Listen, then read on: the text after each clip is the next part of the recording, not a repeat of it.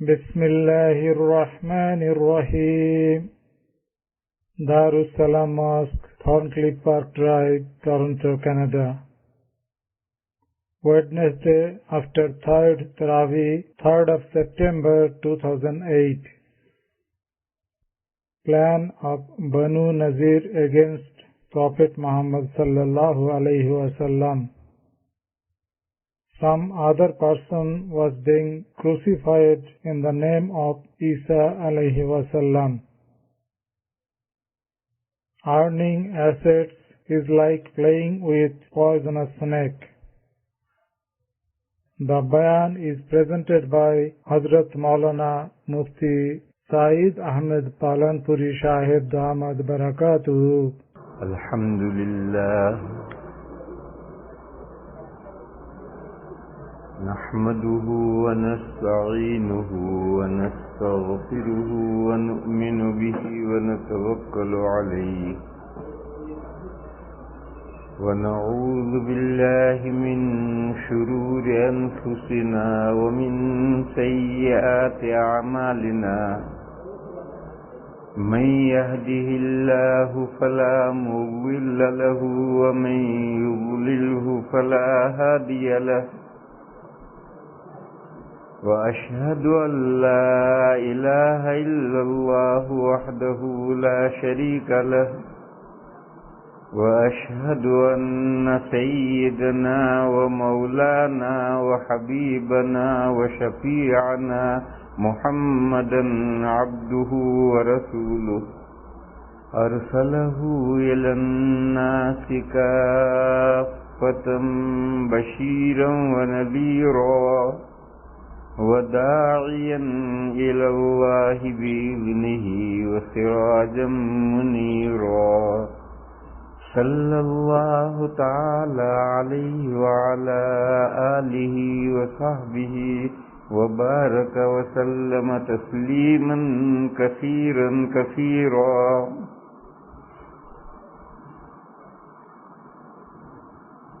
ابھی ایک حدیث شریف ذہن میں آئی. سب سے پہلے تو حدیث شریف سنا دوں. نبی پاک صلی اللہ تعالی علیہ وسلم بیان فرما رہے ہیں. مجلس ہو رہی ہے, اس مجلس میں بیان ہو رہا ہے. 3 شخص آئے. ایک نے حلقے میں جگہ دیکھی تو وہ حلقے میں داخل ہو کر آگے بڑھ کر حلقے میں بیٹھ گیا.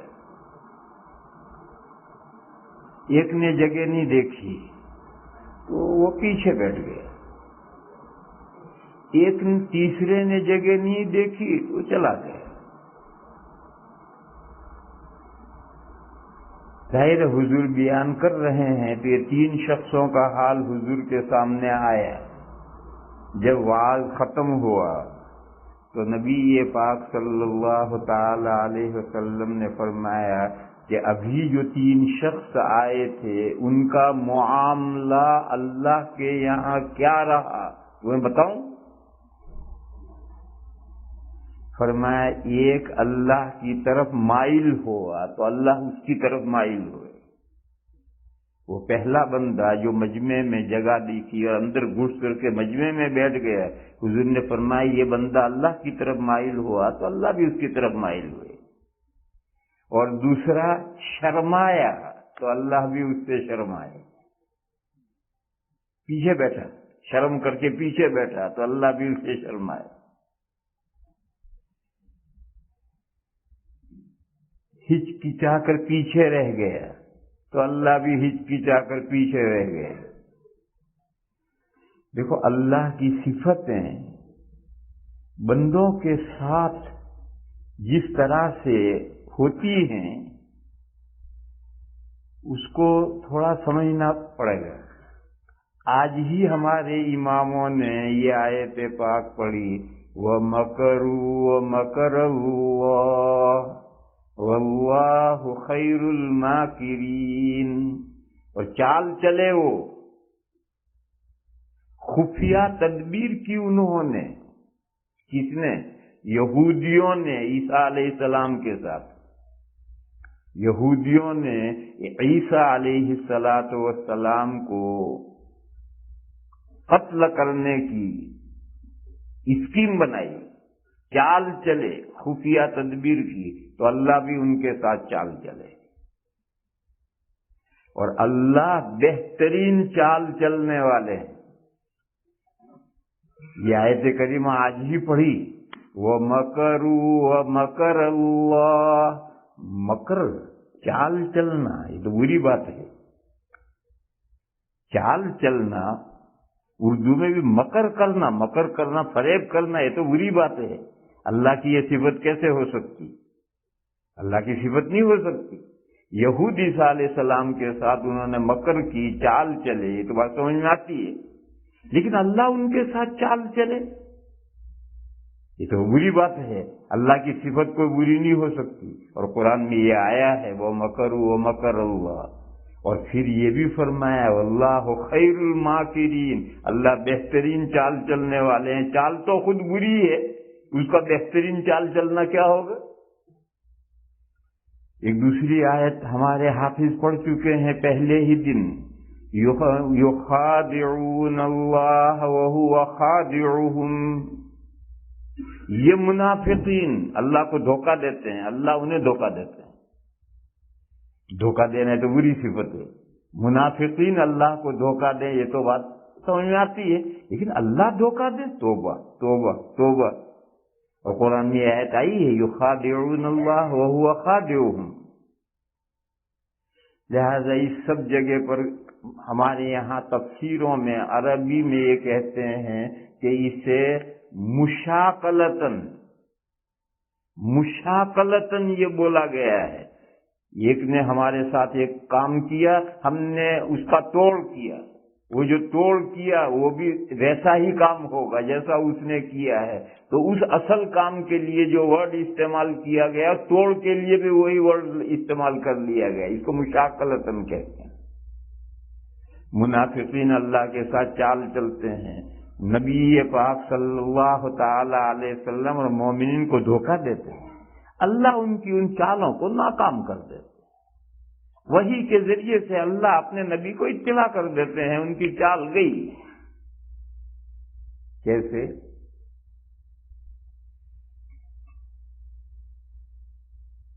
جب نبی پاک صلی اللہ تعالی علیہ وسلم ہجرت کر کے مدینہ میں تشریف لائے تھے تو مدینہ میں 3 قومیں تھیں، یہود تھے، جوئش مشرکین تھے، اور مسلمان تھے۔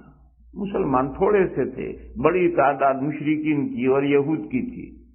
نبی پاک صلی اللہ تعالی علیہ وسلم نے مدینہ میں آنے کے بعد ان تینوں قوموں کے درمیان میں ایک فیڈریشن قائم کیا تھا۔ اس میں کئی دفعات تھی، وہ کتابوں میں ہے۔ اس میں یہ ہے کہ اگر کوئی شخص غلطی سے مارا جائے، دشمن کو مار دے گا، دشمن کو نہیں، ایسے آدمی کو جس کے ساتھ پیکٹ ہے اس کو اگر مار دے گا تو تینوں قومیں مل کر اس کا خون بہا دیت دیں گے، خون کی قیمت ہے وہ دیں گے۔ ایسا ہی یہ قتل ہوا، ایک مسلمان تھے حضرت عمرو بن امیہ ضمری، ان کے ہاتھ سے ایسے 2 آدمی مارے گئے جن کا مسلمانوں کے ساتھ پیکٹ تھا، ان کو معلوم نہیں تھا اور انہوں نے ان کو قتل کیا۔ اب اس کی دیت ادا کرنی، وہ دیت مسلمان بھی حصہ لیں گے، مشرکین بھی اس دیت میں شیئرنگ کریں گے، یہود کو بھی دیت دینی ہے۔ نبی پاک صلی اللہ تعالی علیہ وسلم بنو نذیر یہود کا ایک قبیلہ تھا، اس قبیلے میں تشریف لے گئے دیت کا چندہ کرنے کے لیے کہ بھئی دیت دینی ہے، دو تم بھی اپنا اپنا حصہ دو۔ انہوں نے ویلکم کیا اور انہوں نے ایک دم دیوار کے پاس حضور کو اور صحابہ کو بٹھایا اور انہوں نے اسکیم بنائی کہ اوپر چھت پر سے چکی کا پاٹ حضور کے سر پہ گرا دیا جائے۔ دیکھو چال چل رہے ہیں دشمن، हुजूर वे मेहमान जहां बुला कर बिठाए गए, दीवार पर बिछाया, गद्दे वद्दे बिछाए, इत्मीनान से हुजूर को बिठाया दीवार से लगाकर, और प्लान ये था कि ऊपर से चक्की का पाट गिराएंगे। वही के जरिए से अल्लाह ने हुजूर को इत्तिला कर दी। हुजूर चुपके से उठे, जैसे कि पेशाब करने जा रहे हों या कोई और बहाना, हुजूर चुपके से उठे, सहाबा से कुछ नहीं कहा, हुजूर अकेले चुपके से उठे और उठ करके मदीना चले गए। ये बनु नज़ीर का गांव अलग था, करीब ही था मदीना से। जब काफी देर हुई, अब वो तो प्लान तो उनका फेल हो गया, वो चक्की का पाट तो हुजूर के सर पे गिराना था, हुजूर तो उठ के चले गए और बकिया सब बैठे हैं, तो प्लान उनका फेल हो गया। और सहाबा जब काफी देर हुई हुजूर नहीं आए, तो सहाबा भी लौट कर गए मदीना, तो हुजूर ने बतलाया ये उनका प्लान था।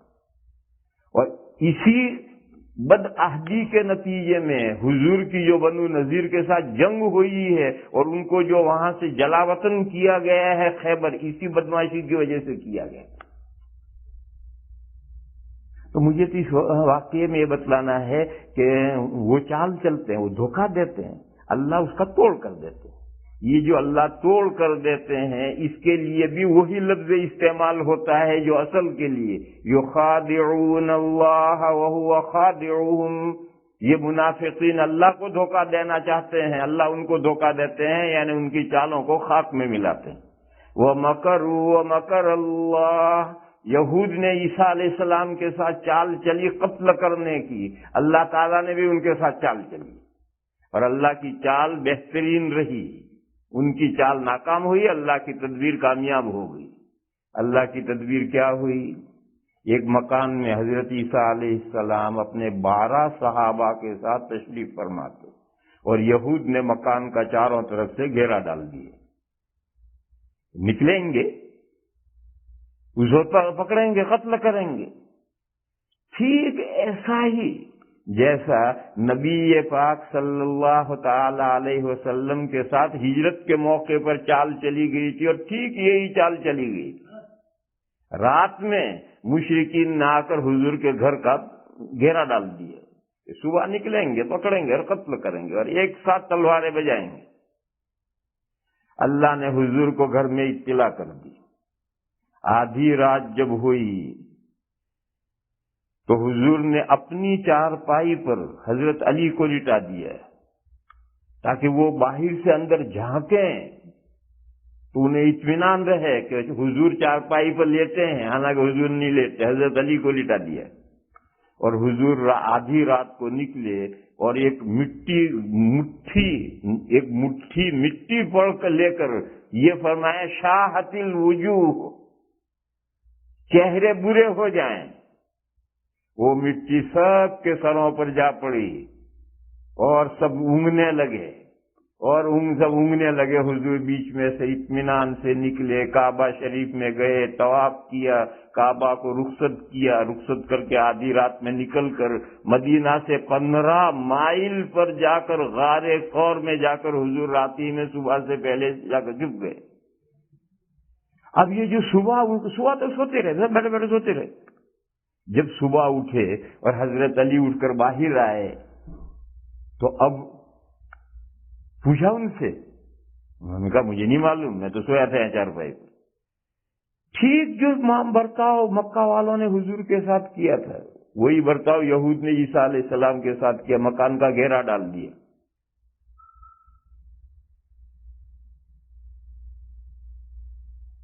ईसा अलैहिस्सलाम नहाने के लिए गुस्ल खाने में तशरीफ ले गए। नहा करके एक चादर लुंगी के तौर पर डालकर और दूसरी चादर ओढ़कर गुस्ल खाने से निकले, और हजरत के सर पे बड़े बड़े बाल थे, उस बालों से पानी टपक रहा है। तौलिए वोलिए इस्तेमाल करने का उस जमाने में कोई खास रिवाज नहीं था, और जो गर्म मुल्क होते हैं उनमें तौलिए हों तब भी नहीं इस्तेमाल किए जाते। गर्मियों में वैसे ही नहा लेते हैं, बदन पूछते नहीं, ताकि आधा घंटा बदन ठंडा रहे। तो हजरत ईसा अलैहिस्सलाम नहा करके एक चादर बांध करके एक चादर ओढ़ करके बाहर निकले, और हजरत जिब्राइल अलैहिस्सलाम आए اور مکان کے بیچ میں سوراخ کر کے روشن دان کھول کر کے عیسیٰ علیہ السلام کو 2 فرشتے آسمان پر لے گئے. اب اندر 12 فرشتے، 12 صحابہ ہیں. جو کافی وقت ہو گیا تو ان یہودیوں میں سے ایک اندر گھسا دیکھنے کے لیے، جائزہ لینے کے لیے. وہ اندر سے نکلا نہیں تو دوسرا گھسا. تو اللہ تعالیٰ نے اس یہودی کو جو پہلے گھسا تھا اس کا عیسیٰ علیہ السلام کا ہم شکل بنا دیے. وہ عیسیٰ علیہ السلام کو ڈھونڈ رہا، وہ دوسرا آیا، اس نے اسی کو پکڑا کہ تو عیسیٰ ہے. اس نے کہا میں تو تمہارا آدمی ہوں عیسیٰ. میں نے کہا تو ہی عیسیٰ ہے. اب دوسرے بھی گھسے اور بہرحال وہ عیسیٰ علیہ السلام کے ہم شکل کر دیا گیا. اللہ کی طرف سے اسے پکڑ کر لے گئے اور سولی پر چڑھا دیے اور عیسیٰ علیہ السلام کو اللہ نے اٹھا لیا. یہود بھی چال چلے، اللہ نے اس چال کا توڑ کیا. اور بولو کتنا شاندار توڑ کیے. تو فرمایا وَمَكَرُوا وَمَكَرَ اللَّهُ وَاللَّهُ خَيْرُ الْمَاكِرِينَ. برائی کے جواب میں جو برتاؤ کیا جاتا ہے، یعنی برائی کا جو توڑ کیا جاتا ہے، اس کے لیے بھی وہی لفظ استعمال ہوتا ہے عربی میں. اس کو مشاکلتاً استعمال کرنا کہتے ہیں. تو وہ شرمایا، وہ دوسرا آدمی شرمایا، یعنی ہچکچا کر پیچھے رہ گیا. تو اللہ بھی شرمائے. اللہ کا شرمانا یہ ہے کہ اس کو پورا ثواب نہیں ملا. وہ پہلا جو تھا وہ اللہ کی طرف متوجہ ہوا تو اللہ بھی اس کی طرف متوجہ ہوئے، یعنی اللہ نے اس کو پورا ثواب دیا. اور دوسرا ہچکچایا تو اللہ بھی ہچکچائے، یعنی اس کو پورا ثواب نہیں ملا. اور فرمایا تیسرے نے روح گردانی کی، چہرہ پھیر لیا، وہ چلا گیا. تو اللہ نے بھی روح گردانی کی، چہرہ پھیر لیا، اللہ نے بھی اسے کوئی ثواب نہیں دیا. یہ ایک حدیث شریف ہے اور نبی پاک صلی اللہ تعالی علیہ وسلم کی مجلس میں پیش آئے ہوئے واقعے سے متعلق ہے. میرے بھائیوں، اس میں ہمارے لیے بہت بڑا سبق ہے. دین کی مجلسوں کے ساتھ معاملہ ہمارا اور طرح کا ہونا چاہیے. دین کی میں نہیں ہوں، میں اللہ اور اللہ کے رسول کی باتیں سنا رہا ہوں. تو آپ کو یہ سمجھنا چاہیے کہ ہم اللہ اور اللہ کے رسول کی باتیں سننے کے لیے بیٹھ رہے ہیں، پوری رغبت کے ساتھ، توجہ کے ساتھ. اور پھر اندھے بہرے ہو کر نہیں، دماغ چالو رکھو. اگر میری بات پر کسی پر اشکال ہے فوراً کہو، اعتراض کرو، بات کو سمجھو. صحابہ کی شان یہ تھی کہ حضور کی بات میں تو کوئی کمی ہو ہی نہیں سکتی، مگر صحابہ مرد بھی اور عورتیں بھی حضور کی اگر کوئی بات ان کی سمجھ میں نہ آتی تو وجہ پوچھتے تھے، سمجھنے کی کوشش کرتے تھے. مشہور حدیث ہے، حضور مزدلفہ سے حج کر کے اونٹ پر عرفہ آ رہے ہیں. راستے میں ایک عورت ہے، اس نے حضور سے ایک مسئلہ پوچھا کہ میرے ابا بہت بوڑھے ہو گئے ہیں، اونٹ پر بیٹھ نہیں سکتے ہیں اور ان پر حج فرض ہو گیا ہے، تو کیا میں ان کی طرف سے حج بدل کر سکتی ہوں؟ تو حضور نے فرمایا کر سکتی. جب وہ حضور سے مسئلہ پوچھ رہی ہے، دیکھو احرام میں عورت کا چہرہ کھلا ہوتا ہے اور پردہ عورت کو کرنا، مرد کو نہیں کرنا. لیکن کبھی پردہ مرد کو کرنا ہے، عورت کو نہیں کرنا. عام حالات میں بدن عورت کو چھپانا ہے، مرد کو نہیں پردہ کرنا. کیوں؟ مرد کا کام ایسا ہے، صبح سے شام دنیا بھر کے کام ہے، وہ برقع اوڑھ کر کام کیسے کرے گا؟ اس کا بدن تو کھلا رہے گا. عورت کے ذمے کوئی کمانا نہیں ہے، عورت کے ذمے کمانا نہیں ہے. یہاں آپ لوگوں نے جو بیچاری عورتوں کو کمانے میں جوت دیا ہے، یہ تمہارے ملک کی ریت ہے، عورت کے ذمے کمانا نہیں ہے.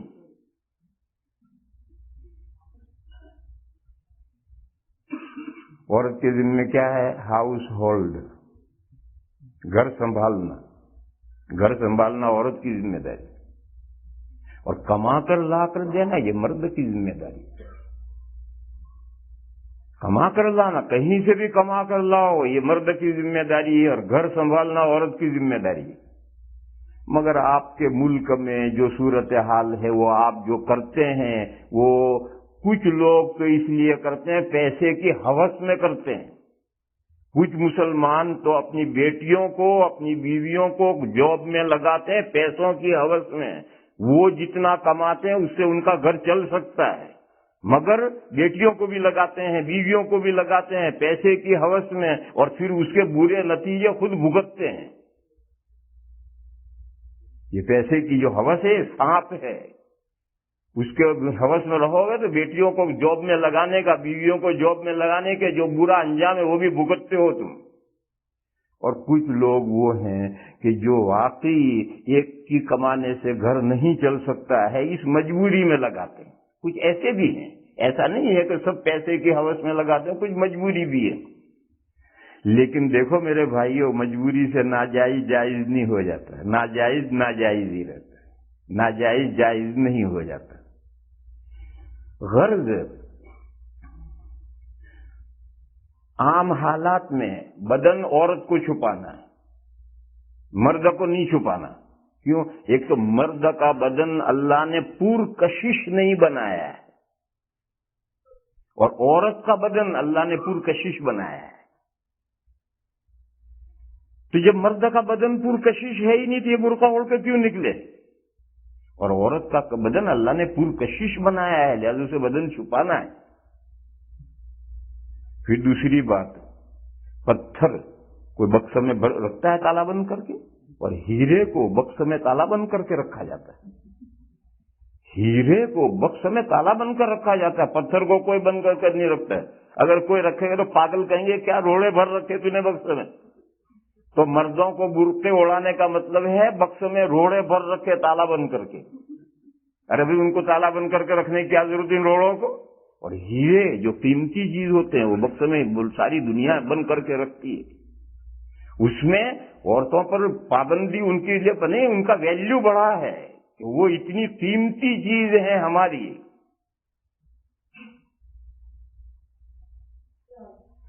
لیکن ایک موقع ہے، آپ ڈسپنسری میں بیٹھے ہیں اور عورت کو اپنے بدن کا کوئی حصہ دکھانا ہے ڈاکٹر، تو عورت کے لیے بدن کا وہ حصہ کھولنا جائز ہے، ڈاکٹر کے لیے دیکھنا جائز ہے، مگر اس ڈسپنسری میں بیٹھے ہوئے مردوں کے لیے دیکھنا جائز نہیں، ان کو چہرہ پھیر لینا ضروری ہے۔ اب مرد کے ذمہ پردہ واجب ہے، اس کی مجبوری ہے، وہ اپنا بدن کھولے گی، ڈاکٹر دیکھے گا، لیکن ڈسپنسری میں بیٹھے ہوئے لوگوں کو کیا دلچسپی اس کے جسم کے اس حصے سے؟ اب مردوں پر پردہ واجب ہے کہ وہ اپنا چہرہ پھیرے۔ اسی طرح سے حج میں جب عورت احرام باندھتی ہے تو عورت کا چہرہ کھلا رہتا ہے، اس کا احرام چہرے میں ہے، بس اس موقع پر مرد کے ذمہ پردہ ہے کہ اگر کوئی عورت دے کھلے چہرے تو مرد اپنی نظر پہ رہے۔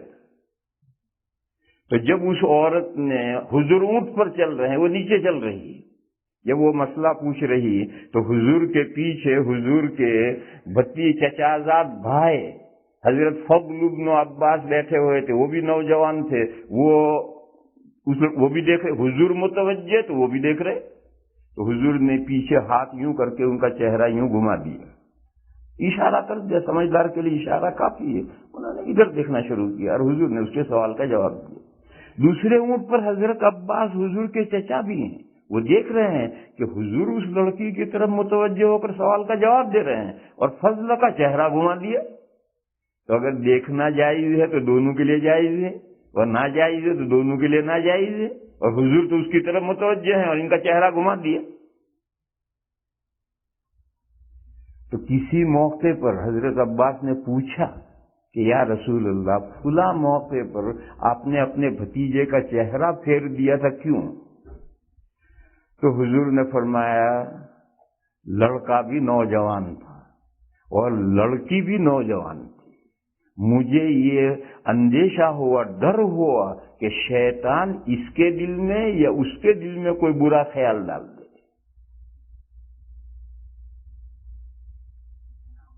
یہ برا خیال ڈالنا یہ حضور کے لیے ہے ہی نہیں، حضور تو اللہ کے پیغمبر رسول ہیں، نبی ہیں، معصوم ہیں۔ بے شمار روایات ہیں کہ جب حضور کوئی بات سناتے تھے تو صحابہ اسے سمجھنے کی کوشش کرتے تھے، جو بھی اشکال ہو تو پوچھتے تھے اور حضور اس کو سمجھاتے تھے، تو مومن کی شان یہ ہے اذا ذکروا بآیات ربہم لم یخروا علیہا صما وعمیانا، اللہ کے دین کی بات بتائی جائے تو اندھے بہرے ہو کر نہیں گرنا چاہیے، اللہ کے دین کی بات بتائی جائے تو اندھے بہرے ہو کر نہیں گرنا چاہیے، عقل سے کام لو، اور اشکال ہو تو اسے حل کرو، دلیل نہیں ہے دلیل پوچھو، اور جب قرآن و حدیث کی دلیل آ جائے تو اب وائے نہیں، اب فوراً عمل کرو اس پر۔ کیوں؟ وائے کا جواب ہر عالم دے نہیں سکتا اور ہر آدمی سمجھ نہیں سکتا، وائے کا جواب ہر عالم نہیں دے سکتا اور ہر مسلمان سمجھ بھی نہیں سکتا، لہذا قرآن و حدیث میں یہ حکم ہے بس عمل شروع۔ لیکن ایک آدمی قرآن و حدیث کے نام پر کہتا ہے کہ حدیث میں یوں آیا ہے، تمہیں ڈاؤٹ ہے تو پوچھو کہاں بھی حدیث دکھاؤ، کہاں حدیث۔ اور اتنا حدیث میں کوئی فلسفیانہ مضامین نہیں، بہت سادہ مضامین ہے، قرآن میں بہت سادہ مضامین ہر مسلمان سمجھ سکتا ہے، تو مسئلے کو سمجھنا یہ ہر مومن کو چاہیے، اور پھر وائے کا جواب یہ ہر آدمی کو بس کا دینا نہیں ہے اور ہر آدمی کے بس کا سمجھنا نہیں ہے، لہذا اس چکر میں نہیں پڑنا۔ قرآن و حدیث سے ایک حکم ثابت ہو گیا، فوراً عمل شروع۔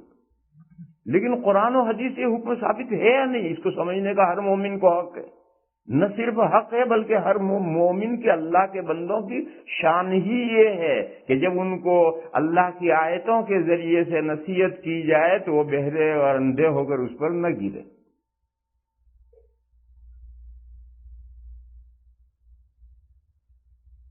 تو اس لیے میں نے یہ مضمون سمجھایا کہ اللہ بندوں کی طرف سے جو معاملہ ہوتا ہے اس کا جو اللہ توڑ کرتے ہیں اس کے لیے ویسا ہی لفظ استعمال کر لیا جاتا ہے۔ حضور نے فرمایا کہ ایک شرمایا تو اللہ بھی شرمایا، یعنی ثواب دینے میں کمی کی، پورا ثواب نہیں دیا۔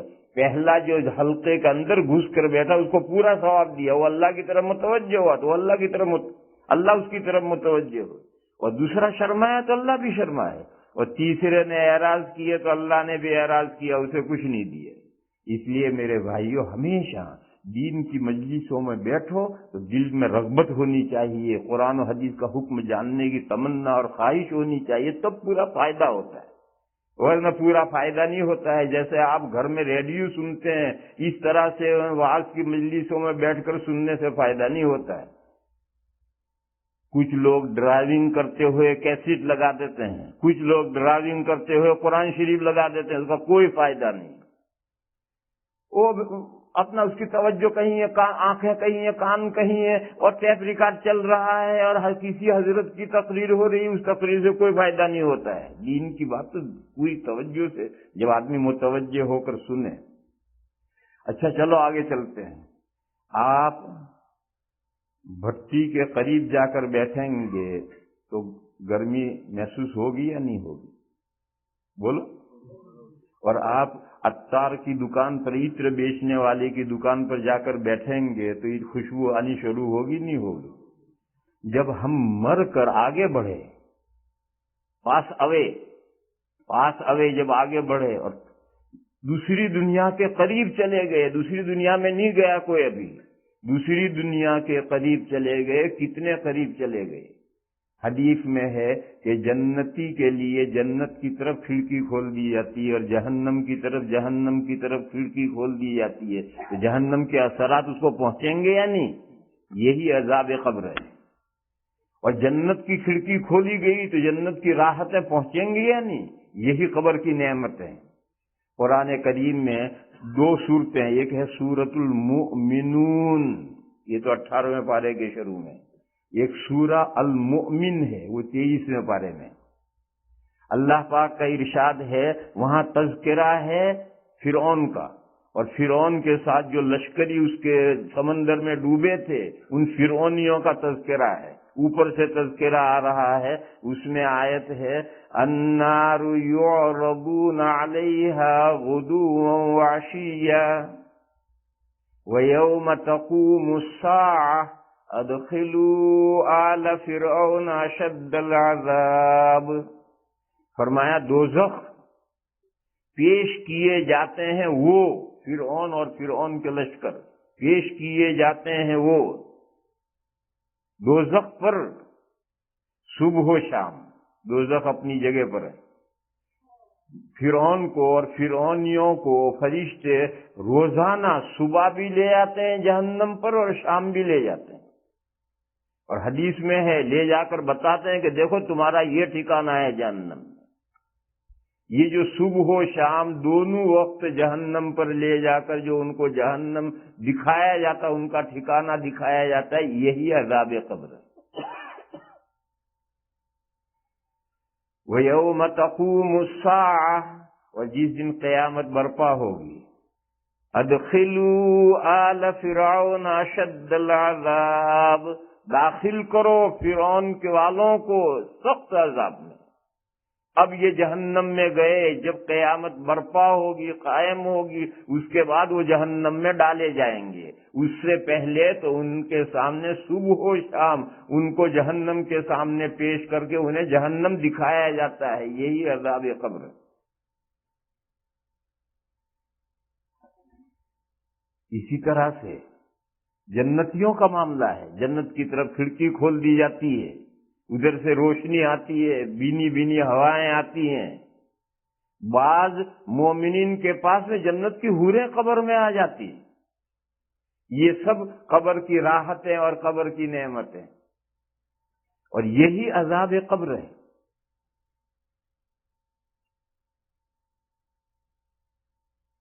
میرے بھائیوں، جزا اور سزا کا سلسلہ، جزا اور سزا کا سلسلہ اسی دنیا سے شروع ہوتا ہے. اور یہ جو کہتے ہیں کہ دنیا تو دارالعمل ہے، بے شک دارالعمل ہے، لیکن دارالعمل ہونے کے ساتھ دارالجزا بھی، تھوڑی سی جزا بھی ہوتی، اس دنیا سے شروع ہو جاتی ہے.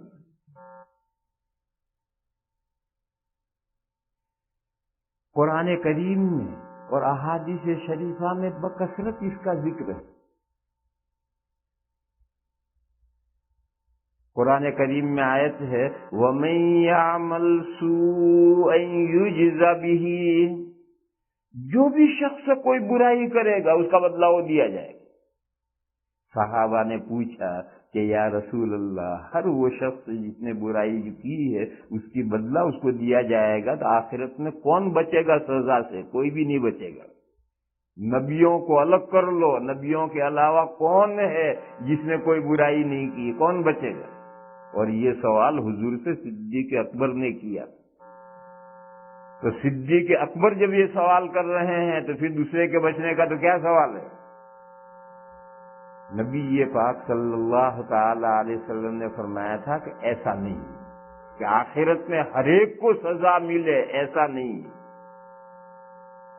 یہ جو اللہ نے فرمایا کہ جو بھی کوئی برائی کرے گا اس کو وہ بدلہ دیا جائے گا، وہ بدلے دنیا ہی میں چکائے جاتے ہیں بہت سے بندوں کے. حضور نے فرمایا ایک آدمی نے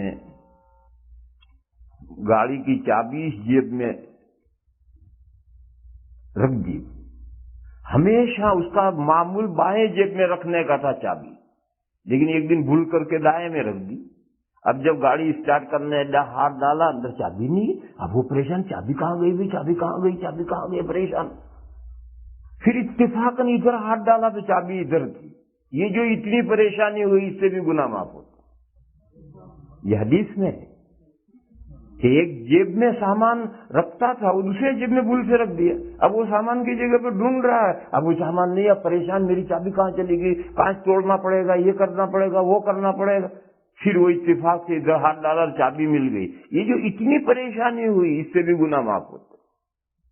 فرمایا کہ آدمی چل رہا ہے، چلتے چلتے پیر میں کانٹا چبھا. یہ جو کانٹا چبھا ہے، حتی الشوکۃ یشاقھا، یہ جو کانٹا چبھا ہے اس سے بھی گناہ معاف ہوتا.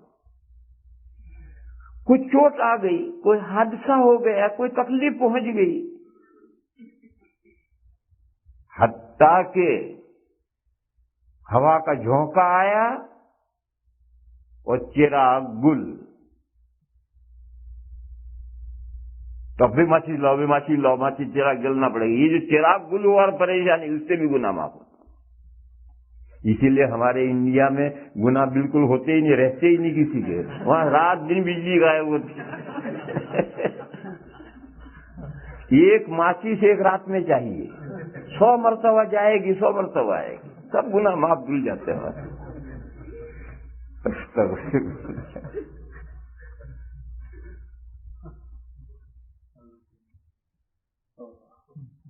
دوسری حدیث شریف یہ ہے کہ جس بندے کے ساتھ اللہ کو خیر منظور ہوتی اسے مرنے سے پہلے دنیا ہی میں آخری زندگی میں آزمائشوں میں ڈالا جاتا ہے، اور وہ اتنی تکلیفوں میں رہتا ہے کہ جب گناہوں سے بالکل پاک صاف ہو جاتا ہے تب اللہ تعالیٰ اس کو اٹھاتے ہیں۔ تو نیک بندوں کے ساتھ اللہ کا یہ معاملہ ہے، ان کے درجے دنیا میں ہی ان کی ساری خطائیں تکلیفیں دے کر کے ختم کر دی جاتی ہیں، اور بعض بندوں کے جنت میں اللہ نے درجے طے کیے ہیں، ان درجوں تک پہنچانے کے لیے موت سے پہلے بلاؤں میں آزمائشوں میں ڈالا جاتا ہے، اور اس میں صبر کی توفیق دی جاتی ہے، اور جنت کے ان درجوں تک انہیں پہنچاتے ہیں، پھر اٹھاتے ہیں۔ علماء نے ان 2 طرح کی بیماریوں کی علامتیں لکھی۔ پوچھو چچا کیا حال ہے؟ میں کہا الحمدللہ، اللہ کا شکر ہے، حالانکہ اتنی تکلیفیں چچا کو کہ کوئی حد و حساب نہیں، لیکن کبھی منہ سے شکوا نہیں، الحمدللہ اچھا ہے۔ سمجھ لو کہ اس کی بلائیں درجات اونچے ہو رہے ہیں۔ اور اگر پوچھا چچا کیا حال ہے، بس چچا نے داستان شروع کر دی، آنکھوں سے دکھتا نہیں ہے، پیروں سے چلا نہیں جاتا ہے، یہ نہیں تو ہم نے کہا توبہ، ہم نے کہاں پوچھ لیا چچا سے، تو سمجھ لو یہ سب گناہ معاف ہو رہے ہیں۔ جس بیماری کے زندگی کے آخر میں جو پریشانیاں، تکلیفیں، بیماریاں آتی ہیں، اس پر اگر بندہ شکوہ کر رہا ہے تو سمجھو کہ اس کی وہ تکلیفیں گناہ معاف ہو رہے ہیں، اور اگر ان تکلیفوں پر وہ صابر و شاکر ہے تو سمجھو کہ اس کے درجات بلند ہو رہے ہیں۔ یہ علماء نے لکھا ہے، حدیث میں نہیں۔ حدیث میں تو یہی ہے کہ بعض بندوں کی تکلیفوں سے گناہ معاف ہوتے ہیں، بعض بندوں کی تکلیفوں سے درجے بلند ہوتے ہیں۔ اس حدیث کی شرح میں علماء نے یہ لکھا ہے کہ اگر بندہ شاکر و صابر ہے تو یہ اس بات کی علامت ہے کہ اس کے درجے بلند ہو رہے ہیں، اور اگر شاکی ہے، شکوہ کر رہا ہے، صبر شکر نہیں ہے، تو سمجھ لو کہ اس سے اس کے گناہ دھل رہے ہیں، گناہ معاف ہو رہے ہیں۔ ان تمام روایتوں سے کیا معلوم ہوا کہ جزا و سزا یہاں سے شروع ہوتی، اسی دنیا سے جزا و سزا شروع ہوتی۔ یہ تو ہوئی سزا۔ سزا بعض گناہوں کی کمپلیٹلی یہی مل جاتی ہے۔ میں نے یہ حدیث سنائی کہ جب گناہ سے پاک صاف ہوتا ہے تب اٹھایا جاتا ہے، لیکن نیکیوں میں ایسا نہیں ہے کہ بعض نیکیوں کا بدلہ کمپلیٹلی یہاں دے دیا جائے، ایسا نہیں ہوتا ہے، تو خسرت دنیا والآخرہ ہو جائے گا۔ نیکیوں کی کچھ برکتیں بعض بندوں کو چکھائی جاتی ہیں، جیسے دیگ تیار ہونے آتی ہے تو آدھا چمچہ چاول نکال کر کے چچا کو چکھاتے ہیں کہ چچا دیکھیے چاول پکے نہیں پکے، پلاؤ تیار ہوئی نہیں ہوئی۔ چچا پورا کھا جاتے ہیں، کہتے ہیں پھر نا ابھی کچا ہے، کچا سا تو کھایا ابھی کچا سا تو کھایا کیوں؟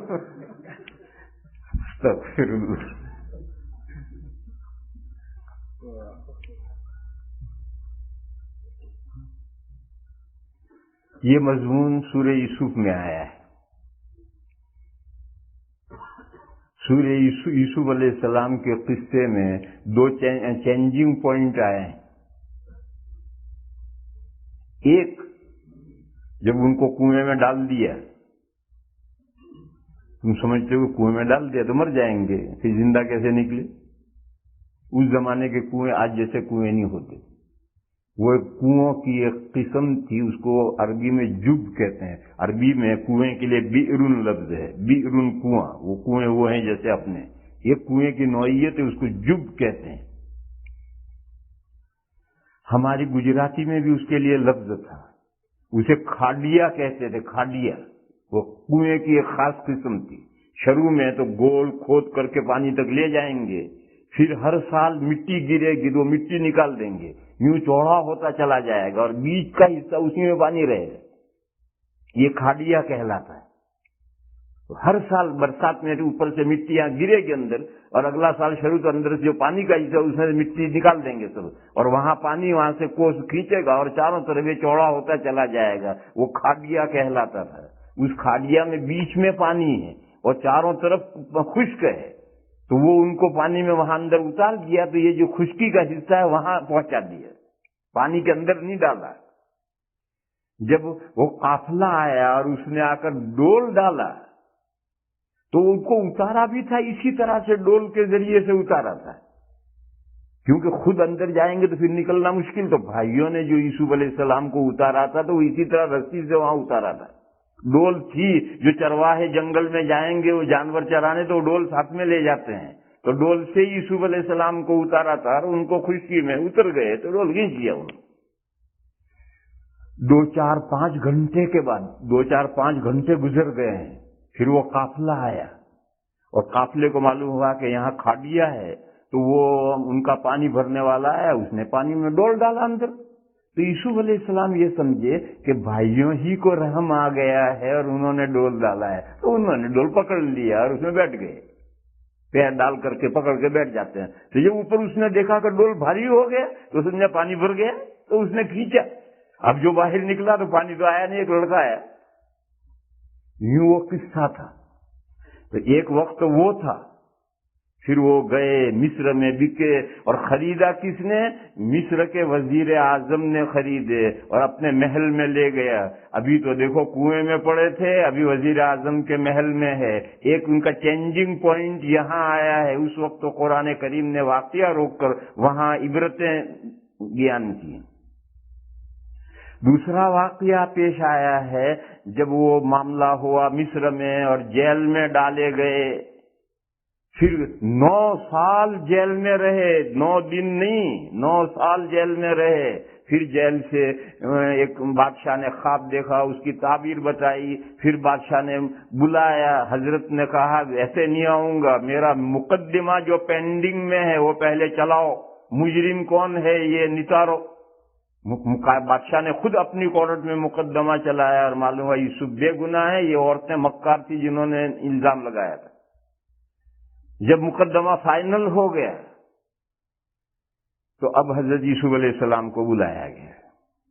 حضرت یوسف علیہ السلام نے اس موقع پر ایک عجیب نکتہ بیان کیا، یہ کہا ہے کہ یہ جو میں نے مقدمہ چلوایا ہے اپنی برات کے لیے نہیں چلوایا ہے، میں بڑا دودھ کا دھلا ہوا ہوں، مجھ سے کوئی گناہ ہو ہی نہیں سکتا، اس لیے نہیں، یہ مقدمہ میں نے اس لیے چلوایا ہے کہ میرا جو باس ہے ملک مصر کا، جو پرائم منسٹر ہے، جس نے مجھے خریدا ہے، جس نے مجھے پالا ہے، جس نے مجھے پوسا ہے، اپنے بیٹے کی ذرا سے مجھے رسپیکٹ دیا ہے، میرا یوں آنر کیا ہے، یوں کیا ہے، اس کا ذہن صاف کرنے کے لیے میں نے مقدمہ چلوایا ہے، تاکہ اس کا ذہن صاف ہو جائے کہ اس کی حرم میں، اس کی وائف میں نے بری نظر نہیں ڈالی، اس لیے میں نے مقدمہ چلوایا ہے تاکہ میرے باس کو اطمینان ہو جائے کہ میں نے نمک حرامی نہیں کی۔ خیر اس کے بعد میں حضرت تشریف لائے، بادشاہ کے سامنے ہوا، بادشاہ نے جب آمنے سامنے گفتگو کی تو پہلے سے زیادہ عقیدت مند ہو گئے، اور بادشاہ نے کہا کہ جو میں نے خواب دیکھا ہے اور جو آپ نے تعبیر دی ہے کہ 7 سال خوب پیداوار ہوگی، اگلے 7 سالوں میں قحط سالی ہوگی، تو پہلے 7 سالوں کی پیداوار اسٹور کر کے رکھی جائے۔ آج کل تو کولڈ اسٹوری ہے، اس زمانے کہاں کولڈ اسٹوری تھی، تو 7 سال کی پیداوار کیسے اسٹور کی جائے کہ خراب نہ ہو، گھن نہ لگے، سڑے نہ، اور پھر اس کو اگلے 7 سالوں میں اسے یوز کیا جائے، جلدی ختم نہ ہو جائے، یہ تو بڑا لمبا پلان ہے۔ تو حضرت یوسف نے کہا یہ میں انتظام کر سکتا ہوں، پوری ملک مصر کی زمین کی پیداوار میرے کنٹرول میں دے دیجئے، میں انتظام کروں گا۔ یہ یوسف علیہ السلام کی زندگی، ابھی تو جیل خانے میں پڑے تھے، کال کوٹڑی میں تھے، اب پورے ملک مصر کی پیداوار کے تنہا مالک ہو گئے، بادشاہ نے مالک بنا دیا، جو چاہو تم کرو۔ وَكَذَلِكَ مَكَّنَّا لِيُوسُفَ فِي الْأَرْضِ، یوں ہم نے یوسف کو ملک مصر کی زمین میں جماؤ دے دیا، پورے ملک مصر کے مالک بن گئے، اب 21 سال میں تھے، اب 21 سال میں آئے۔ وَكَذَلِكَ مَكَّنَّا لِيُوسُفَ فِي الْأَرْضِ نُصِيبُ بِرَحْمَتِنَا مَن نَّشَاءُ، یہ اصل لفظ ہے، پہنچاتے ہیں ہم اپنی مہربانی جس کو چاہتے ہیں۔ ہر نیک بندے کو اس کی نیکیوں کی برکتیں اس دنیا میں ملنا ضروری نہیں ہے، اللہ تعالیٰ جس نیک بندے کو اپنی رحمت پہنچانا چاہتے ہیں پہنچاتے ہیں۔ وَلَا نُضِيعُ أَجْرَ الْمُؤْمِنِينَ، اور ہم مومنین کا اجر ضائع نہیں کرتے، مومنین نے جو اچھے کام کیے ان کا اجر ضرور ملے گا۔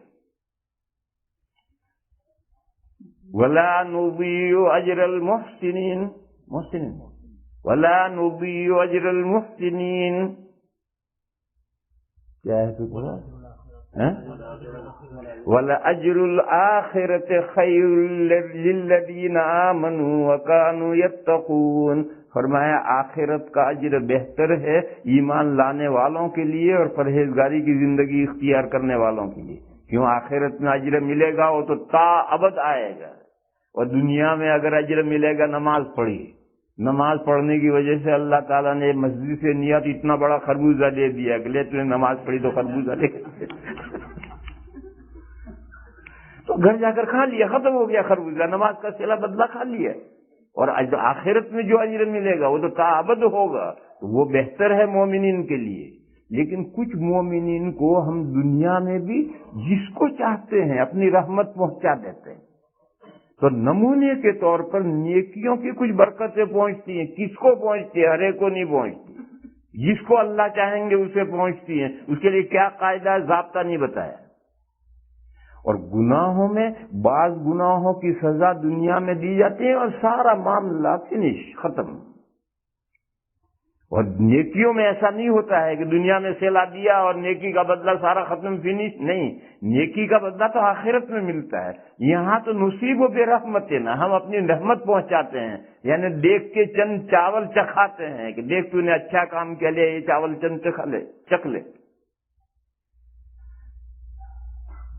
بات خلاصہ یہ ہے کہ جزا و سزا اسی دنیا سے شروع ہوتی ہے میرے بھائیوں۔ جب اس دنیا سے جزا و سزا شروع ہوتی تو اگلی زندگی قبر کی جو آ رہی ہے وہاں یہ جزا و سزا اور بڑھے گی، پھر اس کے بعد میں جو قیامت کا دن آ رہا ہے جو 50,000 سال کا دن ہے وہاں یہ جزا و سزا اور بڑھے گی، پھر اس سے آگے جنت اور جہنم آخری ٹھکانے ہیں، وہاں یہ سزا اور جزا و سزا اور بڑھے گی۔ تو ترقی ہے، دنیا سے جزا بھی شروع ہوتی ہے اور دنیا سے سزا بھی شروع ہوتی ہے۔ اور قبر کی زندگی میں پہنچنے کے بعد میں حضرت شاہ ولی اللہ صاحب علیہ الرحمن حجت اللہ میں ایک حدیث لکھی، میں نے جب اس کی شرح لکھی تو میں نے ڈھونڈی بہت مگر ملی نہیں مجھے، مگر شاہ صاحب نے لکھی ہے، بغیر میں کہیں نہ کہیں ہوگی، ہماری ڈھونڈنے میں کمی ہے۔ شاہ صاحب نے یہ حدیث لکھی ہے، حضور نے فرمایا کہ میری امت کی زیادہ تر سزائیں قبر میں نمٹ جائیں، جب قبر سے اٹھیں گے تو امت کے گناہ پاک صاف، ساری سزائیں قبر میں مل گئی۔ جن گناہوں کی سزائیں دنیا میں مل گئی آگے نہیں، سارا قصہ نمٹ گیا ہے، تو حضور نے فرمایا کہ میری امت کی زیادہ تر سزائیں قبر میں نمٹ جائیں گی، اور جن کے بچیں گی ان کی پھر آگے میدان قیامت میں ہوں گی، اور جن کی بچیں گی پھر آگے وہ جہنم میں۔ بہرحال قبر میں راحتیں بھی ہیں، جب نیک کاموں کی برکتیں دنیا میں پہنچتی ہیں تو اس کی برکتیں قبر میں ضرور پہنچیں گی، وہ قبر کی نعمتیں ہیں، اور برے کاموں کی سزائیں دنیا میں ملتی ہیں، اور کا معاملہ کبھی ختم ہو جاتا ہے کبھی باقی رہتا ہے، تو قبر میں بھی وہ جزا و سزا ہوتی ہے اور معاملہ کبھی پورا نمٹ جاتا ہے کبھی باقی رہتا ہے۔ سب سے پہلا جب اس دنیا سے آدمی گزر کر قبر میں گیا تو ایڈمیشن ٹیسٹ ہونا ہے، کسی بھی ادارے میں، یونیورسٹی میں، دارالعلوم میں، کہیں بھی طالب علم داخلے کے لیے آتا ہے، داخلہ امتحان ہوتا ہے۔ تو یہ جو قبر میں ایک دوسری دنیا میں داخل ہوئے، تو اللہ نے اس دنیا میں انبیاء بھیجے، وحیاں بھیجی، کتابیں بھیجی، اپنا دین بھیجا۔ انسان اس دنیا سے جب پاس ہوا اور آگے بڑھا اور اگلی دنیا کے گیٹ پر پہنچا تو ٹیسٹ ہوگا، مر ربک، تیرا رب کون ہے؟ ما دینو کا، تیرا دین کیا ہے؟ ما تقول فی ھذا الرجل، نبی پاک صلی اللہ تعالی علیہ وسلم کی زیارت کروائی جاتی ہے اور پوچھا جاتا ہے کہ یہ جو حضرت جی تجھے نظر آ رہے ہیں ان کے بارے میں تیرا کیا خیال ہے، کیا تو مانتا ہے ان کو؟ حدیث میں ہے کہ مومن بندہ پہلے سوال کے جواب میں کہتا ہے ربی اللہ، میرا پروردگار اللہ ہے۔ دوسرے سوال کے جواب میں کہتا ہے کہ دینی الاسلام، میرا مذہب اسلام ہے۔ اور جب حضور کی زیارت کروائی جاتی ہے تو جواب دیتا ہے کہ یہ وہ ہمارے پیغمبر ہے جن کا ہم کلمہ پڑھتے تھے، محمد الرسول اللہ، یہ ہمارے پیغمبر ہیں، ان پر ہم ایمان لائے تھے، انہوں نے جو دین ہمیں پہنچایا تھا اسی دین پر میں۔ معلوم ہوا کہ نیچے پیچھے سے پچھلی دنیا میں سے پڑھ کر آیا ہے، خالی ہاتھ کوڑا نہیں آیا۔ اور دوسری طرح کا ہوتا ہے تو وہ ہر سوال کے جواب میں کہتا ہاں، وہ کہتا مجھے تو کچھ پتہ نہیں ہے کر کے رہ جاتا۔